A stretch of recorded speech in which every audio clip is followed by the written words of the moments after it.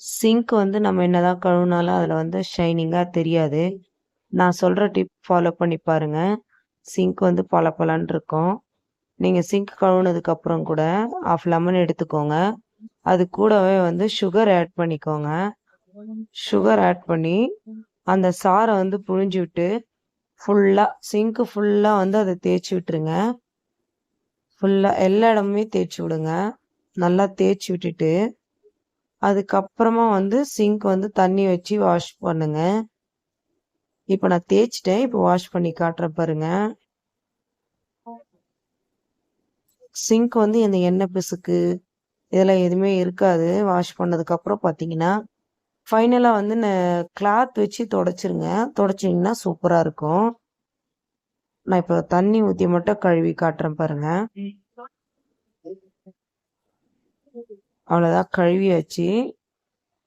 கை வச்சு துடைக்கிறப்பயே பிசு பிசுப்புலாம் இருக்காது, சுத்தமாக இருக்கும்.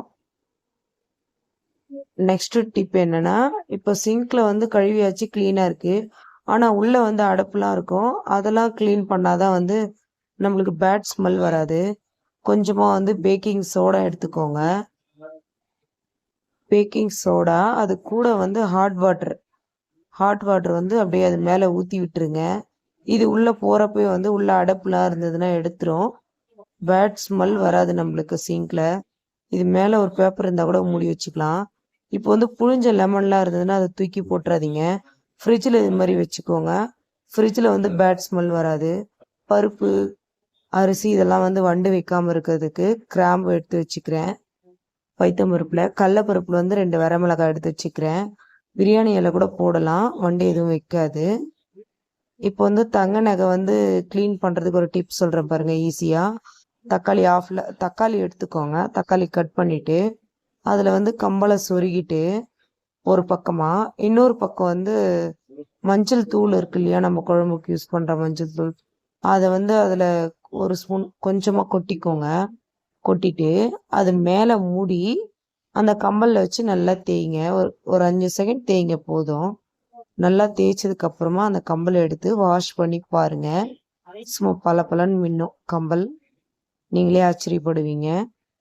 நெக்ஸ்ட் தேங்காய் வந்து நோண்டி எடுக்கிறதுக்கு கஷ்டமா இருக்குன்னா ஒரு 4 நிமிஷம் வந்து ஹீட் பண்ணிக்கோங்க. ஹீட் பண்ணி நிறுத்திட்டு அதுக்கப்புறமா அதை எடுத்து நோண்டி பாருங்க. எடுக்கிறப்பவே ஈஸியா வரும். முழுசா அப்படியே எடுக்க வந்துடும் உங்களுக்கு. நீங்க அப்புறமா யூஸ் பண்ணிக்கலாம். இப்போ வந்து பூஜை சாமான்லாம் வந்து துலக்க கஷ்டமா இருக்குன்னா கொஞ்சமா அரிசி மாவு எடுத்துக்கோங்க.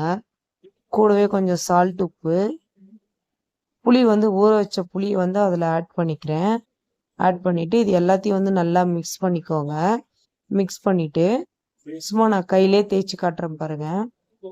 பூஜை சாமான்ல வந்து அப்படியே தேய்க்கிறப்பயே கலர் சேஞ்ச் ஆகுறது நல்லா தெரியும். இப்போ பாருங்க, நான் தேய்ச்சி காட்டுறேன். அப்படியே லைட்டாக தான் தேய்க்கிறேன். எல்லா இடமும் நல்லா அப்படியே தேய்ச்சிக்கோங்க. தேய்ச்சிட்டு அதுக்கப்புறமா வாஷ் பண்ணி எடுத்தீங்கன்னா சும்மா சூப்பராக இருக்கும். ட்ரை பண்ணி பாருங்க. நான் எல்லா இடமும் தேய்ச்சி காட்டுறேன் பாருங்க. கையில் உங்கள் எதிர்க்க அப்படியே லைவாக தான் காட்டுறேன். இப்போ வந்து இதை வாஷ் பண்ணிட்டு காட்டுறேன் பாருங்க. ஈஸியாக எப்படி வாஷ் பண்ணிட்ட பார்த்தீங்களா? நீங்களும் ட்ரை பண்ணி பாருங்க.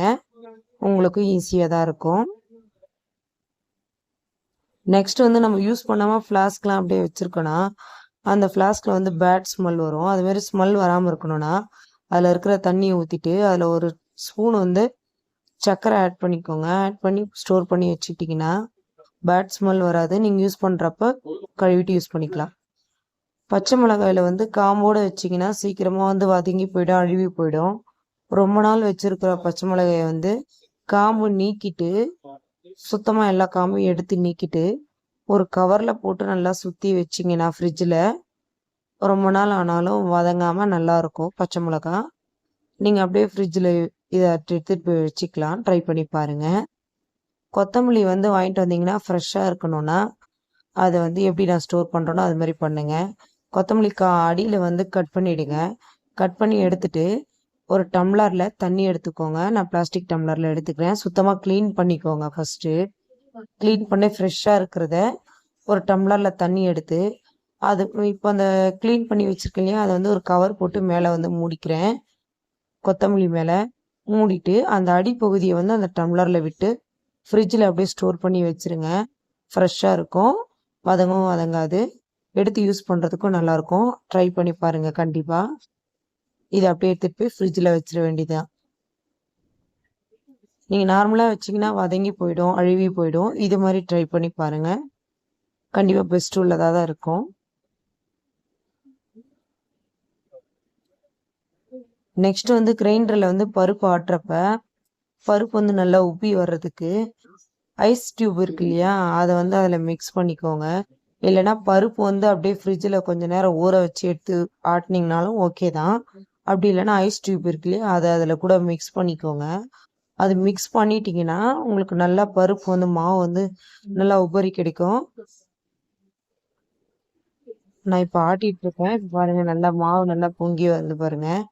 நெக்ஸ்ட் வந்து இப்போ குருமா பண்ணுறதுக்கு நைட்டே ஊற வைக்க மறந்துட்டிங்கன்னா, பருப்பு எதுவாக இருந்தாலும் சரி, பட்டாணி பருப்பு எதுவாக இருந்தாலும் அதை உடனே ஒரு 1 hour 2 hour ஊற வைக்கணும் யூஸ் பண்ணணும்னா, அதை எடுத்து போட்டுக்கோங்க. அது கூட கொஞ்சமாக ஹாட் வாட்டர் போட்டு இதை வந்து நீங்கள் அப்படியே ஃப்ரிட்ஜில் ஸ்டோர் பண்ணி வச்சிங்கன்னா 1 hour வந்து உங்களுக்கு நல்லா ஊறிடும். அதுக்கப்புறமா நீங்கள் எடுத்து வேக வச்சுக்கலாம். இப்போ சம்மர் சீசன்றதுனால ஆட்டி வச்ச மாவு சீக்கிரமாக புளிச்சிரும். மாவு புளிக்காமல் இருக்கிறதுக்கு ஒரு டிப்ஸ் சொல்கிறேன். வெத்தலை பாக்கு முழுசாக எடுத்துக்கோங்க, காம்பு நிற்காம. அதை வந்து அப்படியே கவுத்து போட்டு மாவில் மூடி வச்சிருங்க. மூடி ஃப்ரிட்ஜில் வச்சிங்கன்னா புளிக்காது உங்களுக்கு மாவு. ரொம்ப நாள் வரைக்கும் அப்படியே ஃப்ரெஷ்ஷாக இருக்கும். ட்ரை பண்ணி பாருங்கள். அவ்வளோதான். நெக்ஸ்ட் வந்து ஃபைனலாக ஒரு வீடியோ. கோதுமை மாவு வந்து நீங்கள் பிசைகிறப்ப கொஞ்சமாக சால்ட் உப்பு, கொஞ்சமாக சுகர், தண்ணி, கொஞ்சமாக எண்ணெய், கல்லெண்ணெய், இது எல்லாத்தையும் போட்டு நல்லா மிக்ஸ் பண்ணி மாவு வந்து நல்லா தளன்னு பிசைஞ்சு வைக்கணும். ரொம்ப கட்டியாகவும் இருக்கக்கூடாது, தண்ணியாகவும் இருக்கக்கூடாது. இதோ இப்போ நான் நல்லா பிசையணும். பிசைஞ்சாதான் வந்து சப்பாத்தி நல்லா சாஃப்டாக இருக்கும். நல்லா பிசைஞ்சதுக்கு அப்புறமா நான் காட்டுறேன் பாருங்க. இது போல இருக்கணும் பதம் வந்து. இதை வந்து நீங்கள் ஒரு 1/2 hour கழிச்சு சப்பாத்தி சுட்டிங்கன்னா சப்பாத்தி நல்லாயிருக்கும். தேங்க்ஸ் ஃபார் வாட்சிங்.